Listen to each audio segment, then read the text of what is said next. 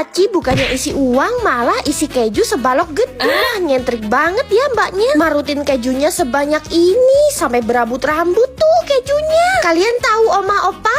Ogura Cake ini tuh lagi menjamur di mana-mana. Dan Mimin ketemunya di Solo, jadi langsung samperin. Mbak, ini Oma Opa itu oleh-oleh dari Solo ya? Iya kak, dari Solo, tapi aslinya dari Jogja kak. Kita di Solo cuma cabang aja. Oh gitu. Iya, cabangnya betul. banyak ya? Banyak kak, sudah banyak. Ini kan aku lihat kan murah-murah nih. Nah ini paling murah berapa kak? Kalau paling murah kita nih kak 13 ribuan aja kak. Mulai 13 ribu udah dapat kue bolu Oma Opa yang super lembut. Kalian gak salah denger guys, 13.000 doang udah bisa dapat oleh-oleh Ogura Cake. Kalau ngasih topping pun sebanyak ini. Nah jadi dasarannya tuh pakai Ogura cheesecake kayak gini loh guys. Teksturnya lembut, fluffy. Karena ini tuh juga resep lama warisan Oma Opa. Rasa manisnya gak lebay dan berasa cheesy banget. Jadi pas dikasih topping kayak gini tuh rasanya pas, gak kemanisan. Tuh kan ciri khas mereka tuh kalau kasih topping emang sebanyak itu sampai lumer-lumer. Rasa green tea dan coklatnya tuh bener-bener enak banget. Ternyata Ogura Cake-nya juga ada yang coklat loh. Selembut itu guys teksturnya. Outlet mereka tuh udah tersebar di Jogja, Jawa Tengah, bahkan Jawa Timur. Jadi kalau ketemu Oma Opa langsung aja borong yang banyak.